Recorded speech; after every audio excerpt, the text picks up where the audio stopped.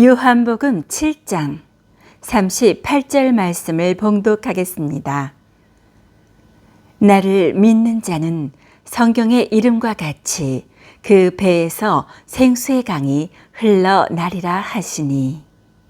마중물을 주소서, 이러한 제목으로 말씀드리겠습니다. 어려운 일이 중첩되고 마음이 심히 낙담이 되면 정말 기도조차 할 수 없는 때가 있습니다. 이럴 때는 주변에서 왜 기도하지 않습니까? 기도하세요. 기도하면 하나님이 들어주십니다. 도와주십니다. 이렇게 하는 말이 들리질 않아요. 기도할 수 있는데 왜 걱정하십니까? 이 찬양도 남의 얘기 같습니다. 신앙이 좋지 않아서 그렇게 된 걸까요? 엘리야를 떠올려 보십시오. 엘리야 선지자. 엘리야가 하나님의 명령을 따라서 목숨을 걸고서 바알 선지자 450명과 대결하여서 승리하였습니다. 이때 하늘에서 불덩이가 떨어져 3년 만에 기근을 그치게 하는 큰 비가 쏟아지는 그런 하나님의 권능을 만끽하였지요. 엘리야가 그 가운데에 정말 더 이상 최선을 다할 수 없을 만치 자신의 가진 모든 것을 다해서 하나님께 헌신했습니다. 생명까지 아끼지 않고 충성한 거예요. 그래서 이제는 아합 왕과 더불어서 백성들이 변했겠지. 하나님의 그런 권능의 역사를 맛보았으니까, 체험했으니까 이제 변했겠지. 이렇게 생각했을 겁니다. 그런데 왕후 이세벨이 내가 너를 반드시 죽이겠다. 이렇게 엘리야를 협박합니다. 엘리야는 자신이 아무리 노력을 해도 현실이 바뀌지 않는다는 것을 깨닫고는 절망에 빠지게 됩니다. 더 이상 내가 뭘 어떻게 할 수 있겠느냐? 무슨 절망에 빠졌어요. 광야에 나가서 로뎀나무 아래에서 자포자기한 상태로 그저 죽기를 구하였던 것입니다. 여러분, 엘리야의 신앙이 깊지가 못해가지고 그런 겁니까? 여러분 중에 내가 엘리야보다는 신앙이 더 낫다, 내가 더 성숙하다, 이렇게 자신 있게 말할 분이 계시겠습니까? 없을 거예요. 성도가 이렇게 절망, 좌절에 빠지는 모습을 보이는 것은 단순히 신앙이 좋지 않기 때문만은 아닙니다. 신앙의 깊이가 전혀 관계가 없다, 이렇게 말할 수는 없지요. 그렇지만 그보다 더 근본적인 이유가 무엇이냐? 인간 자체의 기본적인 연약함 때문에 그런 겁니다. 사람이 연약해서 그래요. 사람이라서 그런 거예요. 그런데 우리가 만약에 이렇게 절망 가운데에 빠져있는 그러한 성도를 보고서 그를 정죄한다면, 어떻게 그렇게 오랫동안 신앙생활하고서 하나님을 그렇게 몰라요? 그렇게 기도를 안 해요? 우선 그를 정죄하고 꾸짖는다면 이것은 집안에서 여러 형제들이 있는데 한 형제가 다른 형제를, 연약한 다른 형제를 핍박하는 것과 같습니다. 그 집의 아버지는 어떻겠습니까? 여러 자녀들 중에 특별히 연약함이 있는 자녀라면 장애가 있다던가, 지금 아픔을 겪고 있다던가, 상처를 받았다던가, 그런 자녀가 있다면 다른 자녀들에 비해서 그 자녀에게 더 그 자녀를 긍휼히 여기지 않겠습니까? 더 불쌍한 거예요. 일종의 아픈 손가락이라도 할 수 있는 것이죠. 그런 상황일진데 다른 건강한 자녀가 이 연약한 자녀를 꾸짖고 있다면, 의로서 정죄하고 있다면, 그러면 그 모습을 이 아버지가 기쁘게 여기겠습니까? 아, 그래, 그래, 잘한다, 더 해라, 더 해라, 이러겠습니까? 그럴 리가 없는 거예요. 그 모습 자체가 아버지의 마음을 아프게 하는 겁니다. 따라서 우리는 절대로 절망에 빠져 있는 성도를 정죄해서는 안 됩니다. 그리고 만약에 다른 사람이 아니라 바로 내가 그러한 절망 가운데 빠져 있다면 나는 나 자신을 정죄해서는 안 돼요. 우리는 정죄할 것이 아니라 그러한 절망 가운데에서 그가 빠져나올 수 있도록 성경적인 방법을 알려주고 그를 직접적으로 도와주어야 되는 거예요. 오늘은 이렇듯 절망과 낙담에 빠진 채로 믿음을 상실해서 기도조차 하기 힘든 상황에서 우리가 어떻게 대처해야 하는가에 대해 말씀을 드리겠습니다. 예전에 상수도 시설이 제대로 갖춰지지 않을 때에 그때는 지하수를 잡두 펌프로 끌어올려서 사용을 하고 했습니다. 수동 펌프 이렇게 얘기할 수도 있겠죠. 제가 어릴 적에 살았던 아파트 단지에서 각 집에는 수도가 들어와 있는데 공용 수도로는 작두 펌프가 설치가 되어 있었어요. 지하수를 사용해서 공용 수도를 사용한 것이죠. 이 작두가 뭡니까? 두꺼운 집더미 같은 것을 뭉터기로 써는 이런 도구입니다. 작두 펌프는요, 손으로 이 작두질을 하듯이 손잡이를 위아래로 올렸다가 내렸다가를 반복해 주면은 물을 끌어올릴 수 있는 그런 펌프다라고 말할 수 있어요. 작두 펌프가 물을 끌어올리는 그 원리가 무엇이냐? 주사기를 떠올려 보시면 됩니다. 주사기에 원통이 있고 그 안에 피스톤이 있지 않습니까? 이 주사기 피스톤을 쭉 잡아당기면은 그럼 어떻게 돼요? 이 주사기에 진공 상태가 생긴단 말이에요, 내부가. 그래서 액체가 빨려 들어오는 겁니다. 그래서 약병에다가 주사바늘 꽂고선 쭉 피스톤 당기면은 액체가 주사기를 꽉 채우게 되는 것이지요. 진공 상태가 형성이 되어야 되는 게 중요합니다. 마찬가지예요. 작두 펌프도 펌프의 내부가 진공 상태가 되면은 땅속 깊이 있는 지하수가 펌프 내부로 물이 끌려 올라가게 되는 겁니다. 그런데 여러분, 주사기를 보면은요, 원통과 이 내부에 피스톤만 있는 게 아닙니다.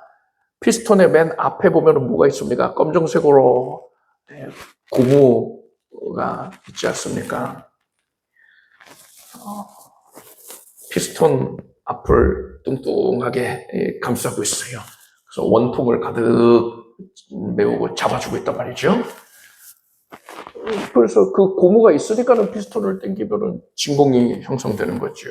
그런데 만약에 그 맨 앞에 있는 고무가 닳고 닳아서 더 이상 제 역할을 감당치 못한다. 그래서 주사기 내부의 진공 상태가 이루어지질 않는다. 생각해 보십시오. 그러면은요, 아무리 주사기를 당겨도 그 안에 그냥 공기가 꽉 차 있기 때문에 액체가 끌려 올라오질 않는 거예요. 주사기 왔다 갔다, 이게 피스톤 왔다 갔다 하면 픽픽픽 바람 빠지는 소리만 날 뿐인 것입니다. 작두 펌프도요, 그 내부가 진공 상태가 이루어져야 되는데 펌프에 이 원통이 있고 그 안에 피스톤이 있단 말입니다. 이 피스톤과 원통이 밀착되어 있는 게 아니에요. 쇳덩이랑 쇳덩이가 접촉되어 있으면은 손상이 가지 않겠습니까? 그래서 살짝 떨어져 있단 말이에요. 틈이 있어요. 그럼 어떻게 진공이 만들어질 수 있는 겁니까? 진공 상태가 이루어지지 않으면 거기에 그냥 바람이 그냥 푹 빠지기만 할 뿐인데 진공 상태를 만들기 위해서 어떻게 해야 되는 겁니까? 펌프 뚜껑 열고요. 거기다가 물을 한 바가지를 부어줍니다. 그러면 그 물이 이 피스톤과 원통 사이에 채워주는 거예요. 물이 채워주는 겁니다. 이게 이제 고무 패킹 역할을 하는 것이지요. 그렇게 돼서 그렇게 물이 막아주고 있는 상태에서 이 펌프를 올렸다 내렸다 손잡이를 올렸다 내렸다 하면은 그러면은 피스톤이 올라갈 때에 진공이 이루어지는 거예요. 그래서 지하에서부터 물이 끌어올려지게 되는 것입니다. 이때에 처음에 이 펌프에 부어주는 물, 진공 상태를 만들기 위해서 필요한 이 물, 이 한 바가지 물을 가리켜서 마중물이라고 부릅니다.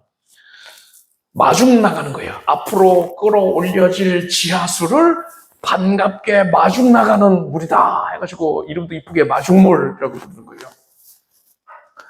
오늘 본문에서 예수님께서는 나를 믿는 자는 성경의 이름과 같이 그 배에서 생수의 강이 흘러나리라 하셨습니다.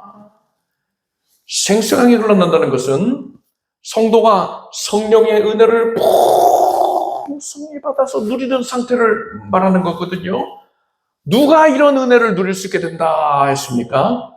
나를 믿는 자, 믿는 자예요. 하나님께서는 성도가 가지고 있는 믿음을 보시고 성령의 은혜를 허락해 주신다는 겁니다. 즉 성령의 은혜, 하나님께서 예배해 놓으신 응답, 이것을 지하수라고 말할 수 있을 것인데 지표면에는 드러나지 않은 깊이 내재되어 있는 지하수, 풍성한 수량을 자랑하는 지하수라고 할 수 있을 것인데 이 지하수 성령의 은혜를 누리기 위해서는 뭐가 필요하다고요? 믿음이 필요하다는 거예요. 믿음이 바로 마중물인 것입니다. 믿음이 없이는 하나님을 기쁘시게 할 수 없다 했어요. 그래서 우리가 성령의 은혜와 각별한 응답을 누리기 위해서는 반드시 믿음의 마중물을 가지고 있어야 된다는 겁니다. 믿음의 마중물이 있어야지만 비로소 펌프질을 할 수가 있어요.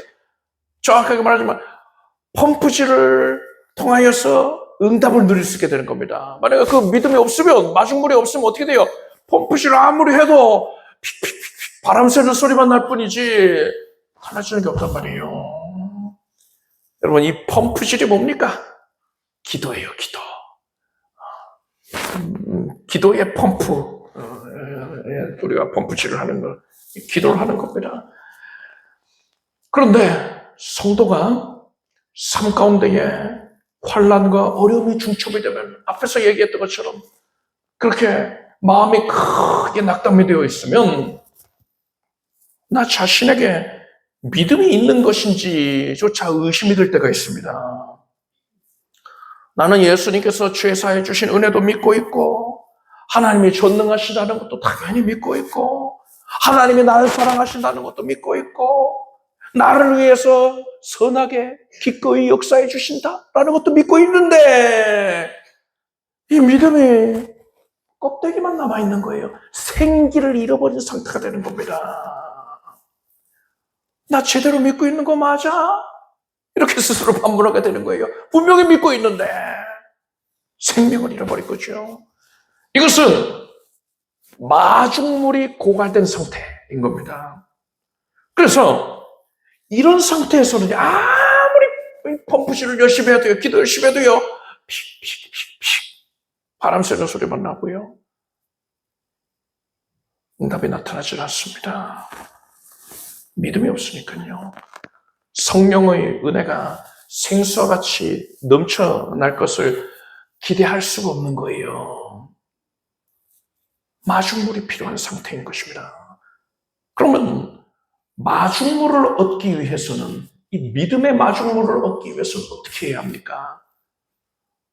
우리는 두 가지 방법을 통해서 이 믿음의 마중물을 얻을 수가 있습니다. 그 첫 번째 방법은 하나님께서 친히 기적을 나타내 보여주시는 거예요. 예수께서 공생의 시절에 병든 자들을 고쳐주시고 귀신을 쫓아내 주셨습니다. 그런데 이때에 예수님께서 사람들이 이러한 기적을 체험하는 것 자체를 목적으로 여기셨겠습니까? 그래, 너 기적을 체험해라. 이거 자체를 목적으로 여기셨겠어요?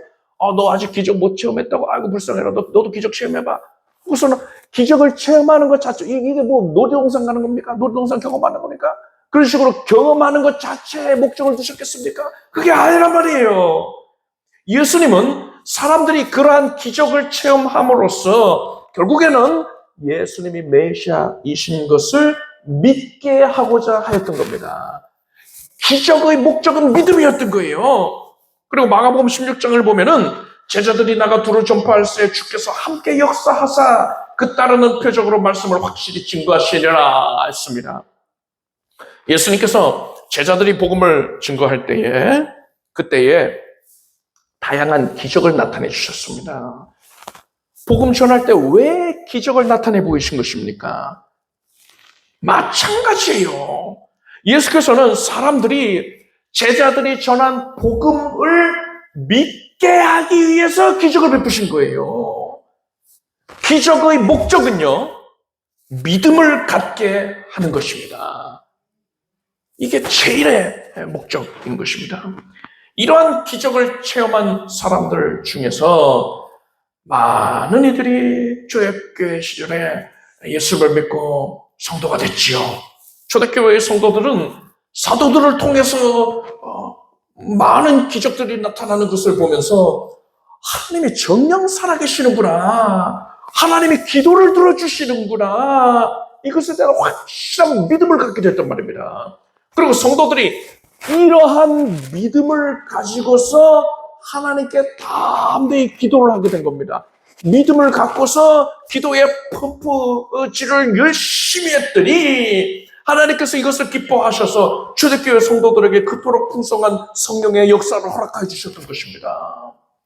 엘리야가 광야의 로뎀나무 아래에서 죽기를 구하고 있을 때에 하나님께서 천사를 보내셔서 엘리야에게 물과 구운 떡을 먹게 하셨어요. 기적이 나타난 거예요. 천사가 와서 떡과 물을 준단 말입니다. 놀라운 기적을 체험한 거지요. 이를 통하여서 엘리야가 힘을 얻습니다. 다시 사역에 열정적으로 매진하게 됩니다. 엘리야는 하나님의 기적의 섭리를 통하여서 믿음을 얻게 되었던 것이에요. 이렇듯 우리는 하나님께서 우리의 삶 가운데에 기적을 베풀어 주실 때에 믿음을 얻을 수가 있습니다.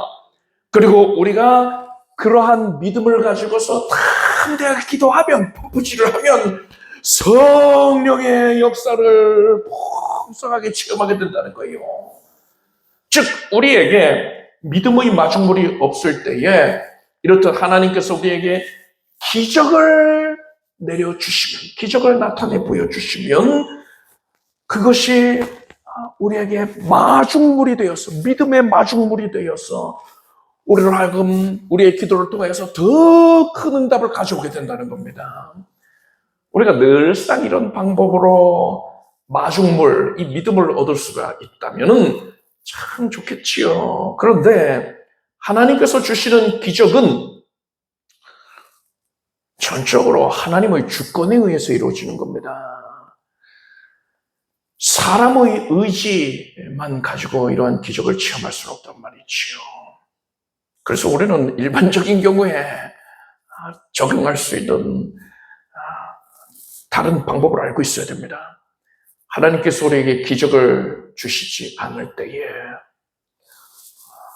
기도 응답이 지연이 되고 내가 원했던 것과는 오히려 반대 방향으로 일이 진행될 때에 이런 경우에 이 믿음의 마중물을 어떻게 얻을 수 있느냐, 이것을 알아야 되는 거예요. 이게 바로 오늘 설교의 핵심 내용인 것입니다. 창세기에 나오는 아브람은 나이가 많아 늙었는데 자식이 없었습니다.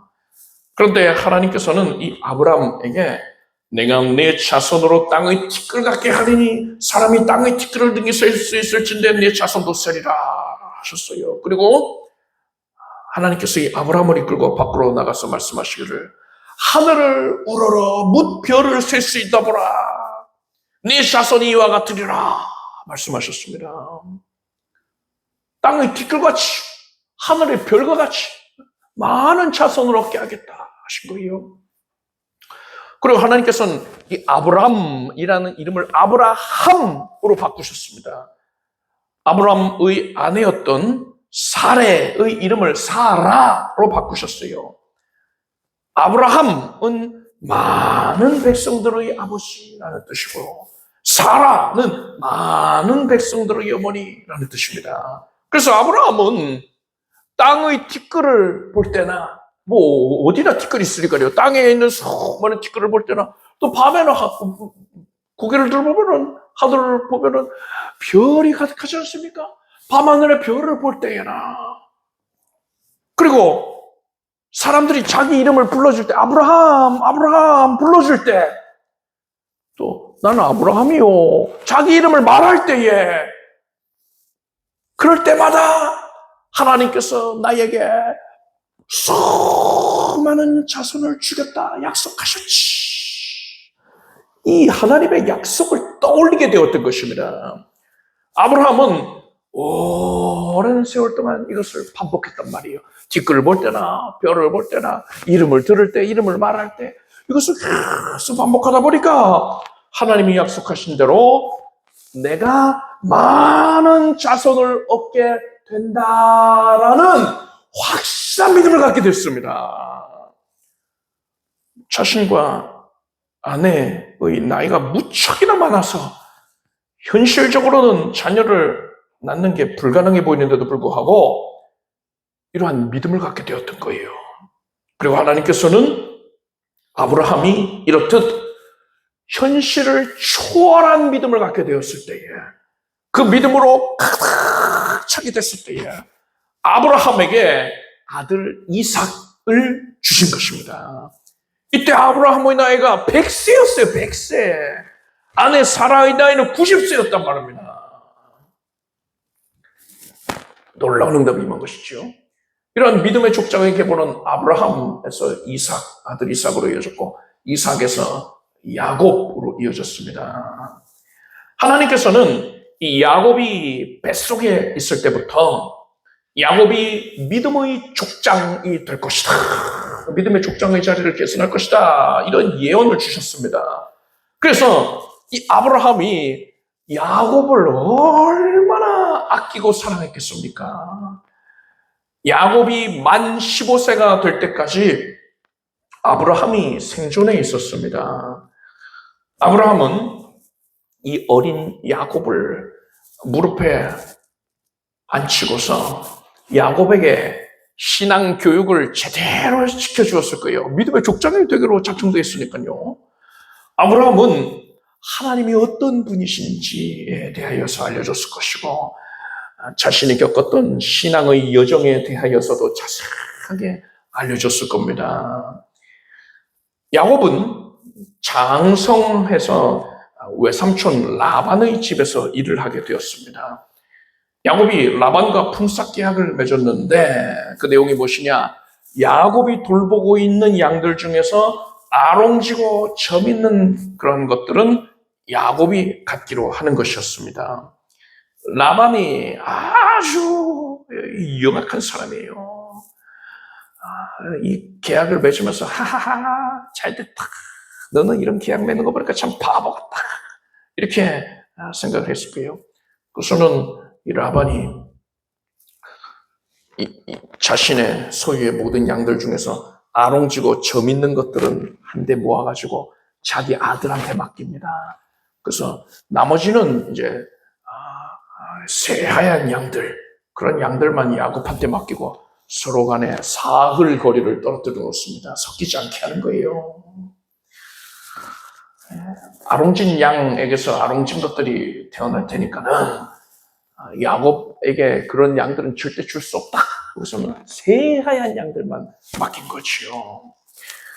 새하얀 양들만 맡게 된 야곱은 어떻게 했느냐? 버드나무와 살구나무와 또 신풍나무의 푸른 가지를 꺾어 왔습니다. 가지가 부스러워지네요. 그러고서는 군데군데에 껍질을 벗겨서 가지에 속살이 드러나겠습니다. 속살은 하얗단 말입니다. 겉은 푸르고 안은 희니까 가지가 얼룩덜룩해 보이는 것입니다. 야곱은 자신이 맡은 양떼를 건강한 양들과 연약한 양들로 구분을 했습니다. 그리고 이 건강한 양들이 물을 마시려고 개울에 내려왔을 때에는, 그러니까 건강한 양들을 물 마시게 할 때에는 얼룩덜룩한 가지들을 그 앞에다가 배열해 놨어요. 그리고 약한 양들이 물을 마실 때에는 그 가지들을 치워버렸습니다. 그러자 건강한 양들이, 그 새하얀 양들 아니고 다 새하얗잖아요. 이 건강한 양들이 새끼를 낳는데 죄다 얼룩덜룩한 것, 아롱지고 접이는 것, 그런 것들만 출산하는 거예요. 새하얀 양들은, 나머지 연약한 양들은 그냥 새하얀 양들만 출산하는 겁니다. 그래서 이렇게 시간이 좀 지나니까 건강한 양들은 모두 다 얼룩이덜룩이가 되어 있는 겁니다. 이런 양들이 힘이 많아지게 되니까 야곱은 큰 부자가 되었습니다. 간혹 성도님들 중에 야곱의 이러한 행동이 주술적인 의미를 갖는 것 아니냐, 이렇게 오해를 하시는 경우가 있습니다. 그런데 여러분, 이건 절대로 주술적인 행동이 아닙니다. 부적이라던가 점치는 것, 그 외에 뭐 주술적인 의미를 갖는 것, 이런 것은 하나님께서 가장 미워하시는 겁니다. 사도 바울은 그리스도와 벨리알이 어찌 조화되며 하나님의 성전과 우상이 어찌 일치가 되겠느냐라고 했습니다. 따라서 여러분은 절대로 그런 것들을 여러분의 집이나 삶의 현장에 두어서는 안 됩니다.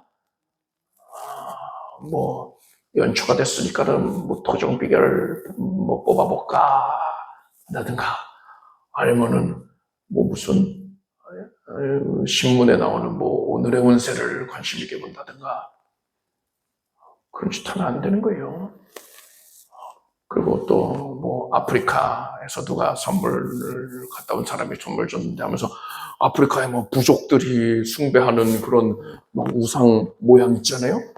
그거를 이거 멋있지 않냐? 이거 그들의 문화다. 이런 식으로 둘러대고서 갖다 옵니까? 일본에서 기념품점에서 사갔다 하면서 일본의 무슨 신을 형상하는 그런 인형들, 그런 걸 갖다 놓다든, 이러면 안 되는 거예요.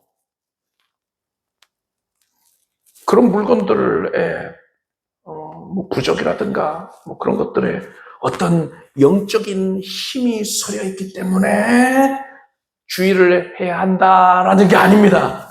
아무것도 아니에요. 뭐 우상은 아무것도 아니다 했잖아요. 그거 다 그냥 무가치한 것들입니다. 어떤 영적인 능력 나타내고 그런 게 아니에요. 그런데 왜 이걸 가까이 하면 안 된다는 겁니까? 이러한 가증한 것들을 우리 곁에 두는 것 자체가 하나님을 욕보이는 행위라는 거예요. 생각해 보십시오. 밖에서 뭐 아주 악한 자들이 내 아버지를 욕하는 글을 막 써놨어요. 누구 뭐 아무개는 아주 천하의 몹쓸 자다. 그래서 온갖 욕이란 욕은 다 써놓습니다. 그런데 내가 그거를 가져다가 내 방에다가 붙여놓은 거예요. 방에다가 붙여놓고서는 아버지가 내 방에 들어오시니까 아버지 오셨어요. 아버지 감사해요. 아버지 사랑해요. 나는 아버지가 정말 좋아요. 이런 말 하면 아버지가 좋아하겠습니까? 방에다가 그런 내용들을 붙여놓고서 아버지 사랑해요 하면 아버지가 기뻐하겠습니까? 아니죠. 겉과 속이 다르구나 하고서는 가증하게 여기는 것이지요. 마찬가지예요. 우리가 하나님의 은혜를 정녕 누리기를 원한다면, 하나님을 기쁘시게 드리기를 원한다면 하나님께서 가증하게 여기시는 것, 마귀에게 속한 것은 반드시 끊어버리고 내어다 버려야 되는 겁니다. 우리가 그러한 노력을 하는 것을 하나님께서 기뻐하시는 것입니다. 다시 말씀드리는데 어떤 영적인 능력이 서려 있기 때문에 그걸 버려야 된다. 그게 아니라 하나님이 미워하시는 거잖아요. 하나님 욕보이는 행태란 말입니다. 그것을 내 근처에 둔다는 것입니다. 여러분, 그래서 끊어버리십시오. 믿음의 족장인 야곱은 하나님께서 그러한 것들, 주술적인 것을 미워하신다라는 것을 분명히 알고 있었습니다. 그리고 하나님께서 이러한 야곱의 행동, 얼룩덜룩한 가지들을 세워놓은 행동에 대하여서 복을 내리셨잖아요. 얼룩이덜룩이만 태어나게 해주셨단 말입니다. 이것을 볼 때에 야곱이 한 이 행동은 절대로 주술적인 행동이 아니다라는 걸 우리가 확신을 할 수가 있어요. 그렇다면 야곱이 한 이 행동의 의미는 무엇일까요? 야곱이 개울 앞에 얼룩덜룩한 가지들을 배열해 놓은 것이 누구에게 보여주려고 한 겁니까? 양들에게 보여주기를 원했을까요? 양들아, 너희 물 마실 때 이 얼룩덜룩이를 봐라. 그리고 이런 양들을 너희를 반드시 출산해야 된다. 이렇게 강요하기 위함이었습니까? 아니에요. 그러면 귀신들한테 보여주기 위함이었을까요? 아닙니다. 야곱은 그것들을, 그 얼룩덜룩한 가지들을 자기 자신에게 보여주고자 했던 거예요. 야곱은 아브라함, 할아버지 아브라함으로부터 각별한 신앙 지도를 받았다고 했습니다. 그래서 야곱은 눈으로 보는 것과 귀로 듣는 것이 믿음에 얼마나 중대한 영향을 끼치는지를 잘 알고 있었어요. 눈으로 보는 것과 귀로 듣는 것이. 그래서 야곱은 건강한 양들이 물을 마실 때에 그 양들 앞에 얼룩덜룩한 가지들을 배열을 해놓고서 건강한 양들과 얼룩덜룩한 가지들을 함께 바라봤던 겁니다. 함께 바라보면서 건강한 양들이 저렇게 얼룩덜룩한 새끼들을 낳을 것을 상상하였던 거예요. 그리고 야곱은 그것을 입술로 고백했던 겁니다. 입술로 고백을 하면서 그것을 귀로 들은 거예요. 자기 영혼에 계속 들려준 겁니다. 저렇게 얼룩덜룩한 양들이 출산이 될 거야. 건강한 양들은 다 얼룩덜룩이가 될 거야. 이것을 계속 고백하여 들었던 겁니다. 야곱이 그것을 계속 반복하였더니 어느새 야곱의 내면에는 하나님께서 얼룩덜룩한 양들을 주실 것에 대한 믿음이 꽉 들어차게 된 겁니다. 야곱이 가지고 있는 펌프에 마중물이 꽉 들어차게 된 거예요. 야곱에게는 밋밋하고 새하얀 양들만 있었는데도 불구하고 야곱은 환경을 초월한 믿음을 갖게 된 겁니다.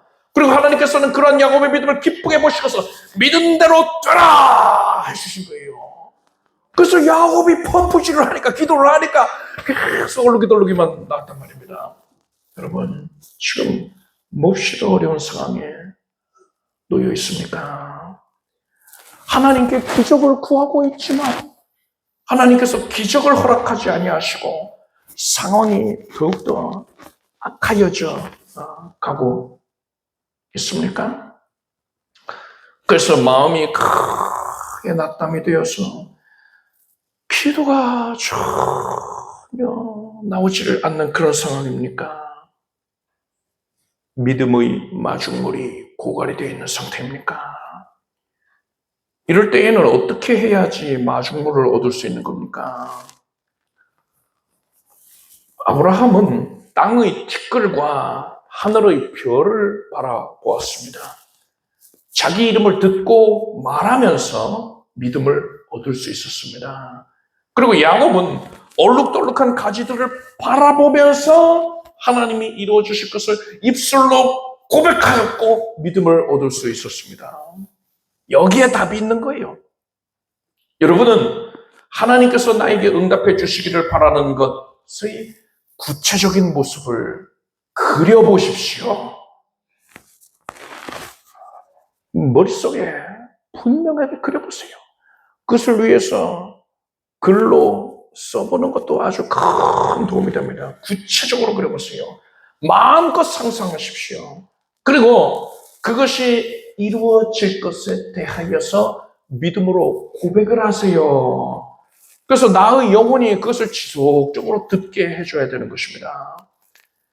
여러분이 그렇게 품고 있는 소망이 육체의 정욕을 위하는 것이 아니라 세상 영광을 구하는 것이 아니라 하나님의 나라와 의를 구하는 것이면, 하나님의 공의에 입각한 것이면, 그러면 하나님께서 우리가 그렇게 바라보고 고백하는 것, 이러한 노력하는 것을 크게 가상하게 여겨주시는 것입니다. 그래서 우리가 가진 펌프에 점점 믿음의 마중물이 채워지게 해주시는 거예요. 이렇게 믿음의 마중물이 가득 차게 되면 그때부터 우리가 하나님이 주신 이 믿음을 가지고서 담대하게 기도를 할 수 있게 되는 것입니다. 이 믿음은 하나님이 주신 것이기 때문에 이 믿음으로 기도를 하면 성령께서 지하 깊은 곳에 예배해 놓으셨던 온갖 신령한 복과 기름진 것들로 풍성하게 채워주시는 것입니다. 심령 깊숙한 곳부터 생수의 강이 흘러나게 되는 것입니다. 믿음의 마중물을 얻을 수 있는 방법은 두 가지가 있다고 했습니다. 첫 번째는 하나님께서 우리에게 기적을 베풀어 주시는 거예요. 이것을 통해서 믿음을 얻을 수가 있습니다. 그리고 두 번째는 하나님께서 기적을 주시지 아니하고 상황이 전혀 달라진 게 없고 오히려 상황은 더 악해져만 가고 있는데 우리가 하나님께서 이루어 주실 것을 바라보고 고백함으로써 믿음의 마중물을 얻게 되는 거예요. 이 두 가지 방법 중에서 어느 게 더 어려울까요? 어느 게 더 난이도가 높다고 생각하십니까? 첫 번째, 기적을 체험하는 거는요, 하나님이 기적 주시기만 하면 되는 거예요. 이건 뭐 난이도가 없어요. 그렇지만 두 번째는 대단히 난이도가 높다, 어려운 것이다 라고 할 수 있습니다. 그리고 이 두 번째 방법은 믿을 수 없는 상황에서 환경을 초월하여 믿음을 갖는 거잖아요. 그러니까 하나님께서 더 크게 기뻐하시는 믿음이라고 볼 수 있습니다. 두 번째 방법으로 얻은 마중물의 그 가치가, 그 순도가 하나님께서 더 크게 기뻐하신다는 거예요. 첫 번째 것보다 그 가치가, 순도가 더 높다, 월등하다 할 수 있는 겁니다. 따라서 우리가 이 두 번째 방법으로 얻은 마중물을 가지고서 기도를 열심히 하면은 첫 번째 경우보다 성령께서 더 풍성하게 역사해 주신다는 것입니다. 오늘 본문에서 예수님께서는 나를 믿는 자는 성경에 이른 것 같이 그 배에서 생수의 강이 흘러나리라 하셨습니다. 오직 믿음을 통해서만 성령의 예비하신 은혜를 누릴 수가 있습니다. 저는 오늘 이러한 믿음, 성령의 은혜를 누리게 하는 이 믿음을 마중물에 비유해서 말씀을 드렸습니다. 믿음의 마중물이 있어야지만 성경이 말씀하는 대로 믿음으로 담대하게 기도할 수 있게 되는 것이고, 그래야지만 성령의 예비된 은혜를 우리가 누릴 수 있게 되는 것이에요. 믿음의 마중물을 얻기 위해서는 어떻게 해야 됩니까? 첫 번째는 기적을 체험하는 거지요. 그런데 이것은 전적으로 하나님의 주권에만 달려있단 말입니다. 그 기적을 체험하지 못하고 있는 상태에서는 어떻게 해야 되는 거예요? 두 번째 방법을 사용해야 되는 거예요. 내가 처한 상황이 암담하다 하더라도, 형편이 전혀 달라진 게 없다 하더라도, 그런 상황과 환경을 초월해서 하나님께서 나에게 응답해 주실 것을 그려보고 그것을 고백하는 겁니다. 이런 방법을 통해서 얻게 된 마중물은 하나님이 크게 기뻐하신다고 했습니다. 그래서 이 방법으로 얻게 된 마중물을 가지고서 펌프질을 하면, 그러니까 기도를 하면 첫 번째 방법으로 얻은 마중물로 펌프질할 때보다 더 힘차게 성령의 역사가 솟아나서 넘쳐 흐르게 된단 말입니다. 여러분, 만약에 내가 심히 곤란한 상황에 처해 있고 하나님은 왜 나에게는 기적을 베푸시지 아니하냐? 다른 성도에게는 기꺼이 베푸시면서 왜 나에게는 들어주시지 않는 건가? 이렇게 낙담하고 불평하고 원망하지 마십시오. 왜 이런 상황이 초래가 된 것입니까? 하나님께서 두 번째 방법을 우리에게 요구하시는 거예요. 두 번째 방법. 이것을 기대하고 계시단 말입니다. 두 번째 방법이 더 큰 은혜를 가져온다 했잖아요. 하나님께서 우리에게 실로 큰 은혜와 응답을 내려주시려고 우리가 두 번째 방법을 쓸 수밖에 없게끔 상황을 섭리하셨단 말입니다. 따라서 여러분은 하나님께서 원하시는 대로 아브라함이 그랬듯이 야곱이 그랬듯이 하나님께서 나에게 응답해 주실 것을 믿음으로 그려보십시오. 상상해 보십시오. 그것을 입술로 고백하길 바랍니다. 그리할 때에 우리가 가지고 있는 펌프, 기도의 펌프에 마중물이 점점 채워지게 될 것입니다. 그때 여러분은 하나님이 내려주신 이 믿음의 마중물을 가지고서 열심히 기도를 하십시오. 담대하게 기도하세요. 이전에는 이러한 마중물이 채워지기 전에는 그냥 바람 새는 소리만 들렸죠. 피식 아무리 기도를 한다 해도 달라지는 게 없어요. 그런데 이 마중물이 꽉 차 있는 상태에서 우리가 기도를 하면은 성령의 역사가 깊은 곳에서부터 강력하게 솟아나와서 이전에 누리지 못하였던 놀라운 응답의 역사를 누리게 될 것입니다. 기도하겠습니다. 하나님께서 우리에게 큰 권능을 나타내시려고 우리 심령 깊숙한 곳에서부터 생생하게 흘러넘치게 해주시려고 믿음의 마중물을 갖게 하시기 감사합니다. 어떤 상황에서건 간에 환경을 초월해서 하나님이 이루실 것에 대한 믿음을 갖게 하소서. 그려보겠습니다. 고백하겠습니다. 이제 마중물을 채워주시옵소서. 마중물을 내려주시옵소서. 하나님 주신 믿음 가지고 기도하게 하소서. 큰 응답을 누리게 해주시옵소서. 예수님의 이름으로 기도드립니다. 모두 자리에서 일어나시기 바랍니다. 가슴에 손을 얹으시고 아픈 곳에 손 얹고 간절한 소원을 품고서 믿음으로 기도하겠습니다.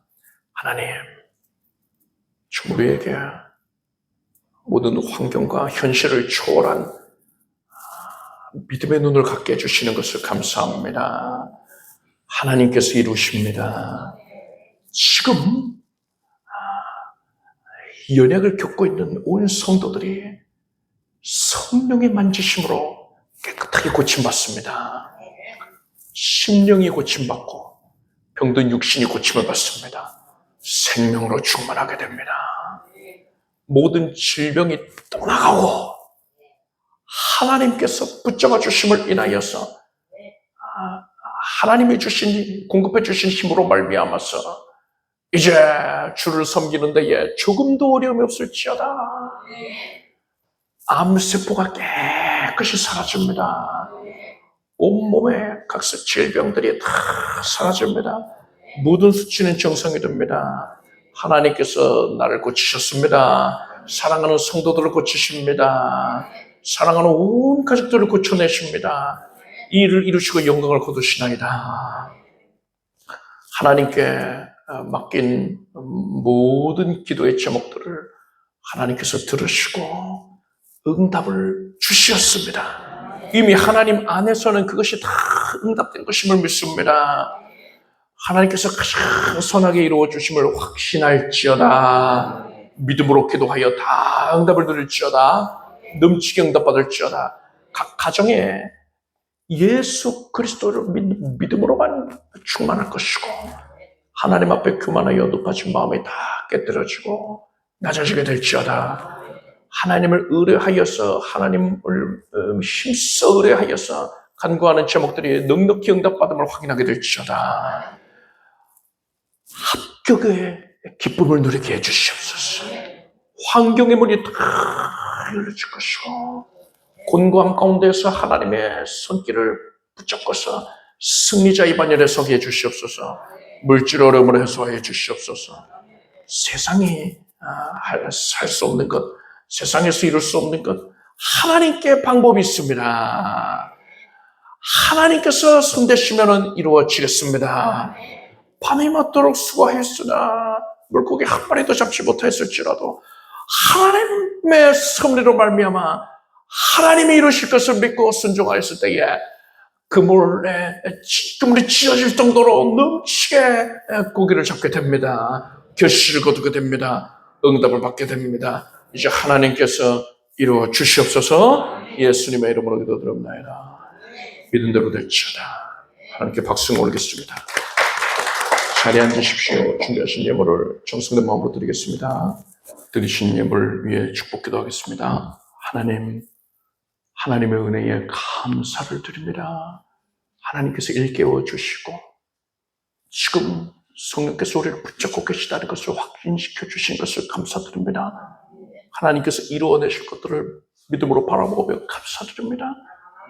감사로 충만하여 영광을 올리옵나니 기쁨 가운데에 연락하여 주시옵소서. 주의 백성들의 삶이 크게 윤택하게 하소서. 예수님의 이름으로 기도드립니다. 교회 소식을 말씀드리겠습니다. 오늘은 이사야서 말씀 계속해서 배웁니다. 요한복음 13장 16절 17절 말씀을 우리가 함께 읽겠습니다. 내가 진실로 진실로 너희에게 이르노니 종이 상전보다 크지 못하고 보냄을 받은 자가 보낸 자보다 크지 못하니 너희가 이것을 알고 행하면 복이 있으리라. 이번 주간에 사사기에서 사무엘상 말씀을 읽으시기 바랍니다. 우리 주 예수 그리스도의 은혜와 하나님 아버지의 사랑과 성령님의 교통하심이 오늘 주일 예배에 믿음과 정성으로 함께한 살아가는 성도들 위해 영원토록 함께 없으기를 축원합니다.